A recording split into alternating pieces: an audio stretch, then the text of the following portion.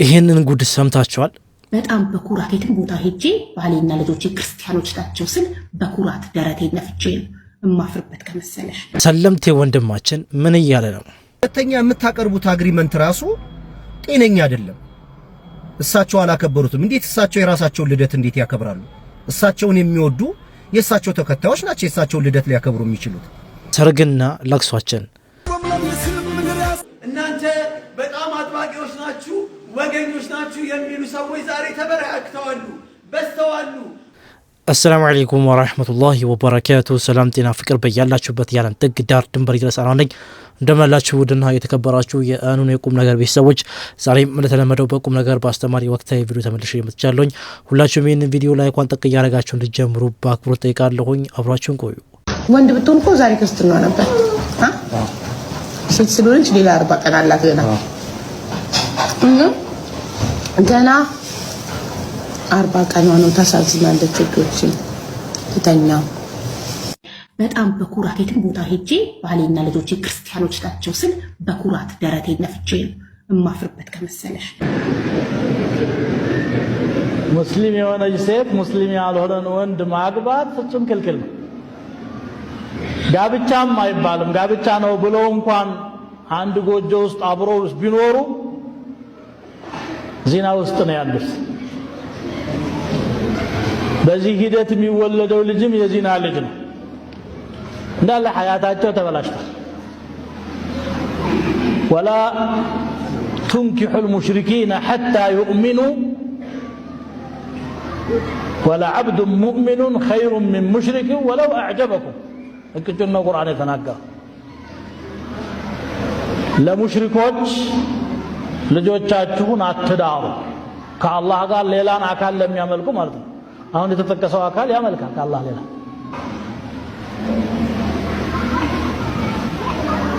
ሙእሚን የሆነ ባሪያ ከካፊሩ የተሻለ ነው።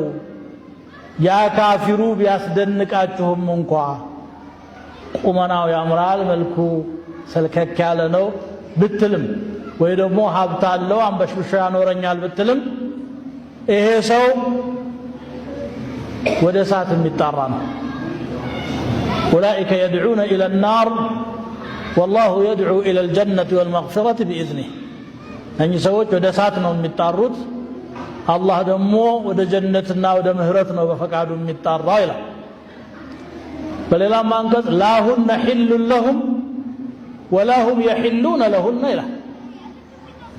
እነርሱ ማለትም ወንዶቹ ለሴቶች ሐላል አይሆኑም ጋብቻ ቢባሉ እንኳን፣ ሴቶቹም ለነዚያ ለካፊር ወንዶች ሐላል አይሆኑም።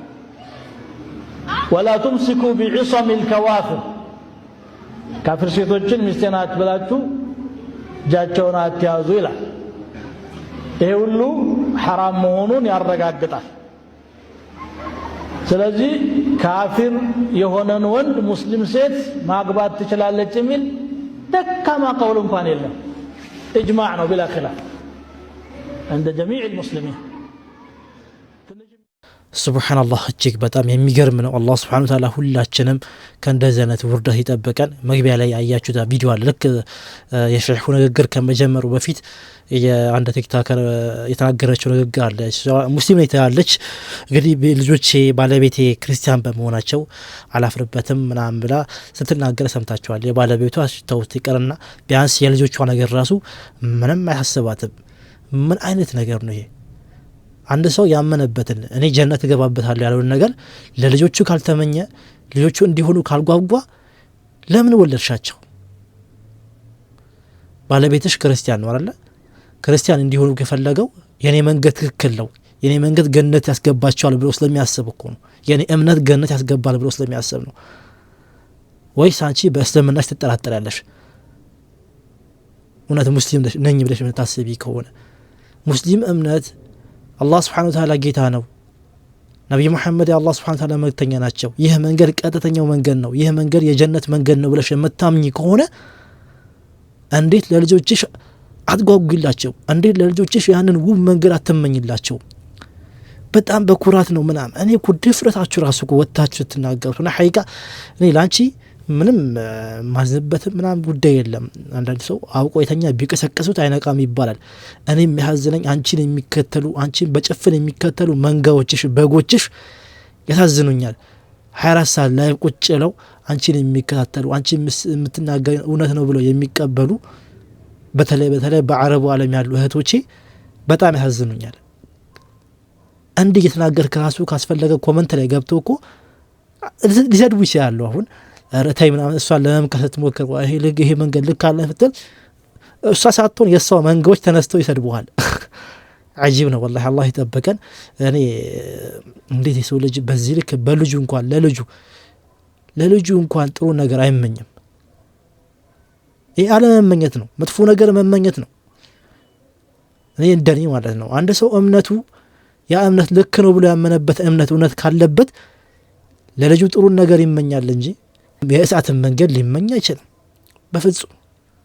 እውነት አንተ ጀነት መግባት የምትፈልግ ከሆነና አላህ የምትወድ ከሆነ ይህንን ነገር ታደርጋለህ? አንተ አላህ የምትወድ ከሆነና ጀነትን መግባት የምትፈልግ ከሆነ ነፍስህን መቃረን አለብህ። ነፍስህ በወንጀል ነው የምታዘህ። ነፍስህ አላህ በከለከለው ነገር ነው የምታዘህ። ሰላትህ ወቅቱን ጠብቀህ እንዳትሰግድ፣ ቁርአን እንዳትቀራ፣ ዘፈን እንድትሰማ፣ ሁሌ ስልክህ ላይ እንድትጠመድ፣ ያልተፈቀደችልህን ሴት እንድትመለከት ነው። በዚህ መልኩ ነው የምታዘህ። አንተስ በዚህ መልኩ ስታዘህ ትቃረናታለህ? ብትቃረናት ከሆነ ውጤቱ አላህ ይወድሃል፣ ጀነትም ያስገባሃል። አላህ ስብሓነሁ ወተዓላ በቁርአኑ ምን አለ? ወአማ መን ኻፈ መቃመ ረቢሂ በጌታውም ፊት መቆምን የፈራ ሰውማ ወነሀ ነፍሰ ዐኒል ሀዋ ነፍሱን ከዝንባሌዋ የከለከለ ምንድነው ውጤቱ? ውጤቱን ልብ ብለህ አድመጥ። ፈኢነል ጀነተ ሂየል መእዋ ጀነት እርሷ በእርግጥ መኖሪያው ናት አለ አላህ ስብሓነሁ ወተዓላ። ሊሃዛ ኢዛ አረድተል ጀነ ጀነትን ከፈለክ የአላህን ውዴታ ከፈለክ ሁሌም ቢሆን ነፍስህን ተቃረን። ነፍስህ ሰላት ላይ መተኛትን ነው የምትመርጠው። አንተ ግን ብድግ ብለህ ተነስ፣ አስደንግጣት፣ ሸይጣንንም አስደንግጠው። ይህንን መልካም ስራ ትልቅ አጅር ይኖርሃል በዱንያም በአኺራም። አላህ ስብሓነሁ ወተዓላ ያስደስታል። አላህ ሁላችንም ያስደስተን። ወንድማችን ጥሩ መልእክትን ያስተላለፈልን። ከነፍሳችን ተቃራኒ መሆን በጣም አስፈላጊ ነው። ሁላችን ራሳችንን ብንታዘብ፣ ራሳችንን ብንጠይቅ በቃ እቺ ነፍሳችን ብልጭጯን ነገር የዱንያን ማለት ነው ደስታን ትፈልጋለች። ያንን ነገር ደግሞ ተቃራኒ ስናረግባት በእርግጥ ያን ነገር አትፈልገው። እኛ ግን ያን ተቃራኒ ካረግንባት ኢንሻአላህ ነገ በጀነት የምንበሽር ሰዎች እንሆናለን ኢንሻአላህ። ከፕሬዝዳንት ዶናልድ ትራምፕ ጋር በምታደርጋቸው ሰጣ ገቦች እንዲሁም ደግሞ በሚሰጣቸው ምላሽ የምታወቀው ኢልሃን ኡመር በአሜሪካዋ ግዛት በሆነችው ሚኔሶታ በአምስተኛ ኮንግረስ ዲስትሪክት ላይ እጅግ በጣም አብላጫ በተባለ ድምጽ ማሸነፏ ተገልጿል። የመጀመሪያውን ዙር የዲሞክራቶችን ምርጫ ነው እንግዲህ ማሸነፍ የቻለችው ማለት ነው። ታዲያ 80% በላይ ድምጽ እንዳገኘች ነው የተነገረው። ይህም ደግሞ ከአይፓክ AIPAC ከሚባለው የእስራኤል አሜሪካ ተቋም ምንም አይነት ድጋፍ እንዳላገኘችበት ከዚህ ንጹህ ነው የተባለ ድጋፍ እንዳገኘችው፣ ይህም ደግሞ በቀጣይ ለሚከናወነው አጠቃላይ ምርጫ ከወዲሁ ተስፋ ሰጪ ውጤት ማስመዝገቧን የተገለጸው። እቺ ሴት እንደምታውቋት ከዶናልድ ትራምፕ ጋር ከባድ የተባለ ተጠገበ ውስጥ ትገባለች። በፍጹም የምትሰማው አይነት ሰውም አይደለችም። ታዲያ እቺ ሴት ትልቅ የተባለ ውጤት ማስመዝገቧ ጭምር ነው። በአሜሪካ ትላልቅ የስልጣን ቦታዎች ላይ ሙስሊሞች በብዛት እየመጡ ነው የተባለ ሲነገር ሰምታችኋል በደንብ ማለት ነው። የኢልሃን ኡመር እንኳን ትንሽ ቀደም ያለም የምክር ቤት አባልም ጭምር የሆነች ሴት ነች። ከቅርብ ጊዜ ወዲህ ደግሞ እዚህ ጋር የምትመለከቷቸው ዞህራ ሞምዳኒ የኒውዮርኩ የመጀመሪያው ሙስሊም ከንቲባ፣ ከዚህም ባሻገር ደግሞ አብዱል ኤል ሰይድ በሰሞኑን በቀደም እንደሰማችሁት ሚቺጋን ላይ የመጀመሪያው እንግዲህ ሴናተር ሆኖ ሙስሊም ሴናተር ሆኖ ለመመረጥ የመጀመሪያ ዙሩን አሸንፏል። እንግዲህ አጠቃላይ ምርጫ ነው የቀረው። ይህም ደግሞ ማከናወንና ማሸነፍ የሚችል ከሆነ እንግዲህ የመጀመሪያው ሙስሊም ሴናተር መሆን ይችላል ተብሏል። ታዲያ የእነዚህ ሰዎች ወደፊት መምጣት ብዙዎችን እያጨቃጨቀ ብዙዎችን እያነጋገረ ይገኛል። ማለትም በሪፐብሊካን ሳይድ ማለት ነው። እንደውም አንድ ትልቅ የአሜሪካ ባለስልጣን ስሙ ጠፋኝ ማለት ነው በቀደም አንድ ንግግር ተናግሮ ነበረ። በዚህ አካሄድ በቅርቡ በአሜሪካ ውስጥ ሙስሊም ፕሬዚደንት ይመረጣል ሲል ተናግሮ ነበረ። ከዚህ ባሻገር ደግሞ የሪፐብሊካን ኮንግረስ ውሜን የሆነችው ናንሲ ማንሲ ነች የተባለችው ሴት ደግሞ በቅርቡ እንግዲህ የልጅ ልጆቻችን ቡርቃ ይሄ ምንድነው ኒቃብ ነብሰው ከተማ ውስጥ ሊንቀሳቀሱበት ነው ስትል እጅግ በጣም ከወዲሁ መፍራቷን ተናግራ ይሄ ነገር በጣም አስተችቷት ነበረ።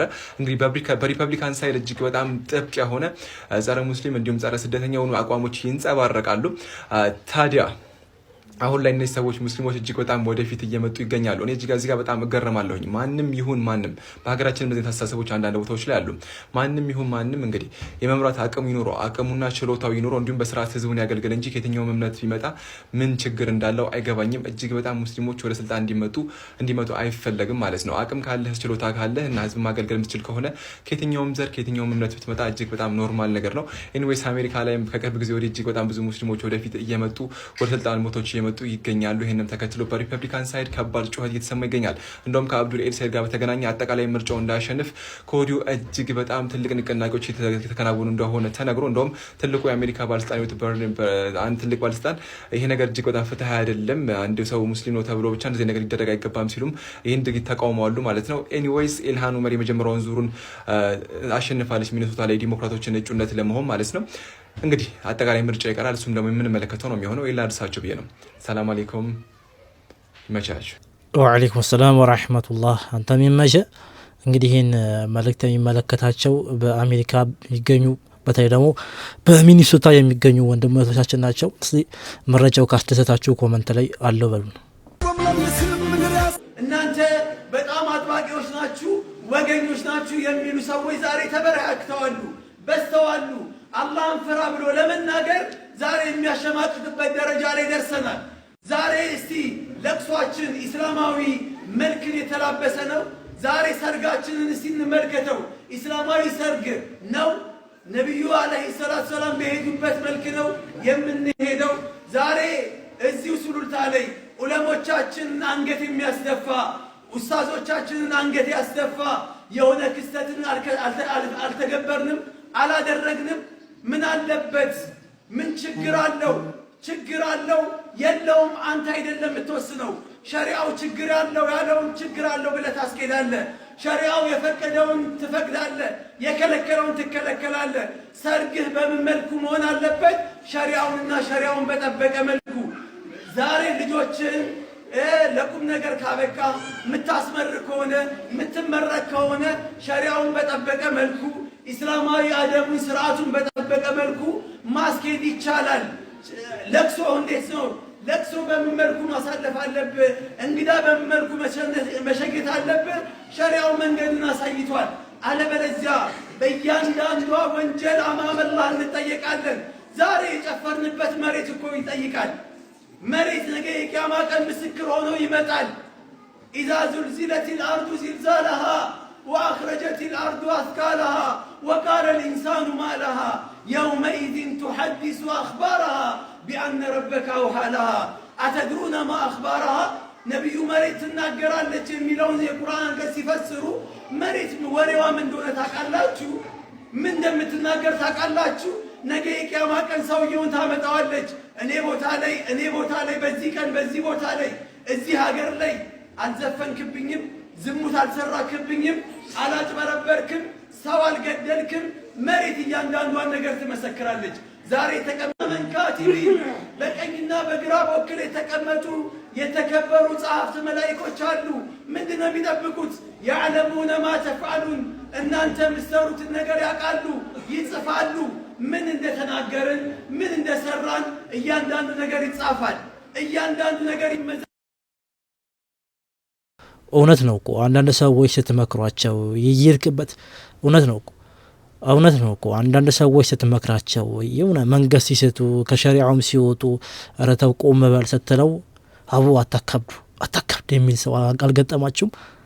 ይገጥማችኋል። ባይገጥማችሁም ቢያንስ በአካል እንኳን ባያገጥማችሁ እዚህ ሶሻል ሚዲያ ላይ አይታችኋል ብዬ አስባለሁ። አታካብዱ ምናምን ነገር የሚሉ ሰዎች ማለት ነው። ማካበድ ሳይሆን በቃ መንገድ ከሳትክ ተው ስትባል ልተውና ልትቆም ይገባል። መውሊድ ቢድዓ ነው አናከብርም፣ ሰላም አለይኩም ወራህመቱላህ እያላችሁ በዚህ በማህበራዊ ሚዲያ የምትንጫጩ ሰዎች ግን ምናችሁን ነው የሚያማችሁ? ጤነኛ ናችሁ ሆይ? እኔ በጣም የሚገርመኝ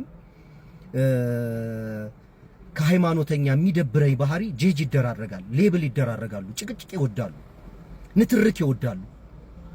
የየራሳቸውን እይታና አመለካከትና አስተሳሰብ አክብረው አይይዙ። አንዱ ሰው ጤነኛ መሆኑን የሚያረጋግጠው ሌላውን በመሳደብ፣ ሌላውን በመኮነን፣ ሌላውን በማንቋሸሽ ነው። መቼ ነው ከእንደዚህ አይነት ድንቁርና የምንነቀው? ለምሳሌ መውሊድ ቢድዓ ነው አናከብርም የምትሉ ሰዎች አለማክበር እኮ ነው። በቃ ንግግር፣ ጩኸት፣ ግርግር ሌላውን ሰው መረበሽ አያስፈልግም። እንግዲህ የሚያከብሩ ደግሞ ያክብሩ። ለምንድን ነው አእምሯችንን በትክክል ማንጠቀመው? እንግዲህ የመውሊድ በዓል በኢትዮጵያ ካላንደር ዝግ ነው። ሙስሊም ወንድምና እህቶቻችን ለረጅም ሺህ ዓመታት እያደረጉት የቆዩት ነገር ነው። በጎ ልምምር ነው፣ በጎ ነገር ነው። የሚያደርጉበት ሞቲቭ ለረሱል ሰለላሁ ዐለይሂ ወሰለም ያላቸውን ፍቅርና አክብሮት ለመግለጽ ነው። ሁለተኛ የምታቀርቡት አግሪመንት ራሱ ጤነኛ አይደለም። እሳቸው አላከበሩትም። እንዴት እሳቸው የራሳቸውን ልደት እንዴት ያከብራሉ? እሳቸውን የሚወዱ የእሳቸው ተከታዮች ናቸው የእሳቸውን ልደት ሊያከብሩ የሚችሉት። ግን እኔ ዝርዝር ነገር ውስጥ አልገባም። እንደው እስልምናን እንደ አዲስ እንደተቀበለ ሰው ለምንድነው እኛን እናንተ ቅርጫት ውስጥ ለማስገባት በውስጥ መስመር የምትልኩልን? የሆነ ፎቶ ስለጥፍ የሆነ ሐሳብ ስለጥፍ አበሽነ ሆይ የሆነ ነገር ስለጥፍ ወሃቢ እኔን ጄጃታ እንደዛ ሌብል አታርጉኝ። እኔ በማንኛውም ቅርጫት ውስጥ መግባት አልፈልግም። እኔን እኮ እንዴት እንደረሳችሁኝ አላቅም። እንደ አዲስ የምታቁኝ ሰዎች አላቅም። ስለኔ ወደ ኋላ ጠይቁ። እኔ እኮ ተድላ እኮ ነኝ። በማናችሁም ቅርጫት ውስጥ ልገባ አልፈልግም። የሚያከብሩትንም ሰዎች አልኮንንም፣ አናከብርም ለሚሉት ሰዎች ደግሞ አላቀበቅብም። የሚያከብሩትን ሰዎች ጄጅ አላረግም፣ እናንተንም ደግሞ እንደ ጤነኛ አልቆጥርም። መከባበርና መቀባበል አለብን። እኛ ነገሩን ስለማናከብረው የሚያከብሩትን ወንድምና እህቶቻችንን ግን መኮነን ግን መብት የለንም። የኛ መብት ምንድነው? አለማክበር በቃ። የሌሎቹ መብት ደግሞ ማክበር በቃ መብት ነው። እኔ ለምሳሌ ለምን አከበሩ ለምን አላከበሩ አይደለም።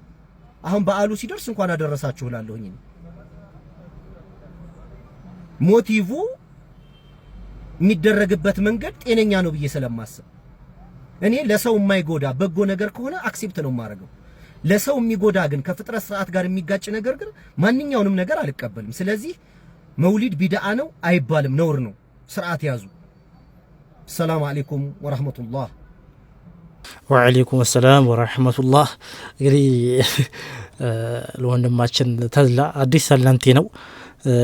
ግን እስቲ የሆነች ነገር ምናልባት ነቃ ካለ እናስተላልፋለን ማለት እናንተም በዚህ ሀሳብ ላይ ኮመንት በሰጡበት ደስ ይለኛል።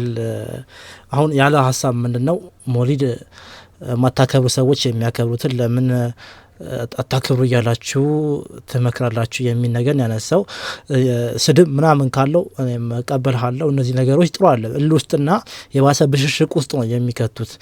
በመረጃና በጥበብ ከሆነ ግን መመካከር ጥሩ ነገር ነው። ለምሳሌ ቀለል አድርገን ስንመለከተው አንተ ወደ እስልምና አሁን በቅርቡ ነው የገባው። ወደ እስልምና የገባህበት ዋነኛ ምክንያት ደግሞ ሰውን ጠይቀ ሰዎች ሲከራከሩ ሲወያዩ ሰምተ በተለያየ አጋጣሚ ሶሻል ሚዲያ ላይ ማለት ነው አንብበህም ሊሆን ይችላል። ከዛ ውጭ ደግሞ በቃ እንዳልኩ ሰዎች ሲመካከሩ ሲወያዩ በሶሻል ሚዲያ ላይ እስልምና ክርስትና እያለ ሲነሳ በዛ ሀሳብ ውስጥ ተነስተ አንተ የራስን አቋም ያስክ ማለት ነው።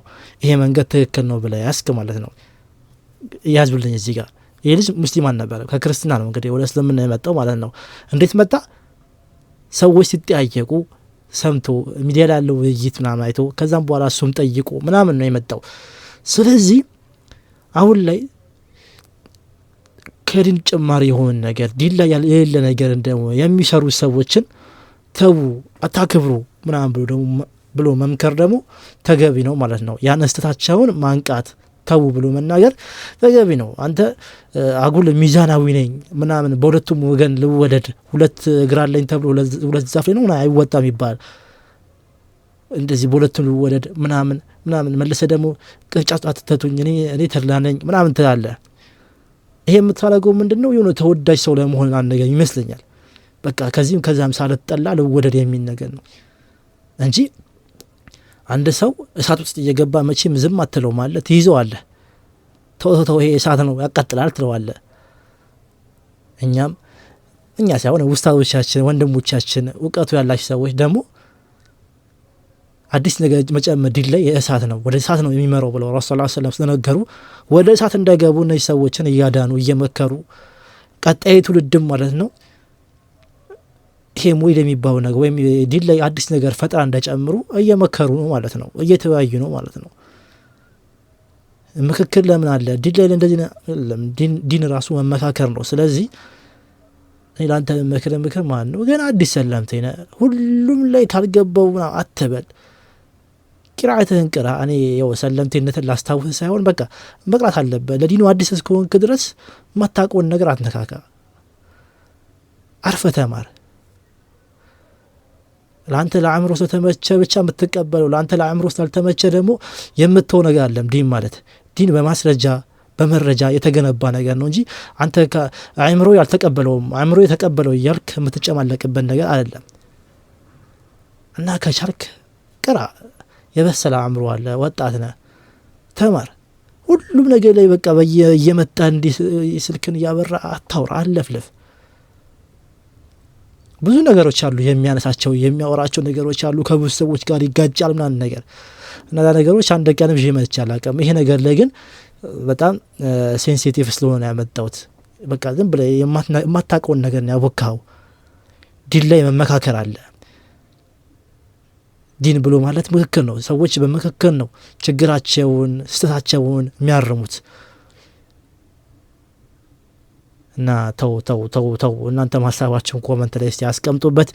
ጀማዓ ዛሬ ቪዲዮ ይሄን ይመስል ነበረ። ከመጨረሻ በፊት ግን በሀዲያ ላይ ለጀመር ነው የደብተር ለሀዲያ ተማሪዎች በቸገሩ ተማሪዎች ለሀዲያ ብቻ ሳይሆን በዛ አድርገን ነው የምናስበው ኢንሻአላህ አላህ ያሳካልን። የደብተር ተማሪዎች የደብተር የእስክሪብቶ የመማሪያ ቁሳቁስ ለማሟላት ቆርጠን ተነስተናል በሁድ በጎነት ለሁሉም ድርጅት አማካኝነት።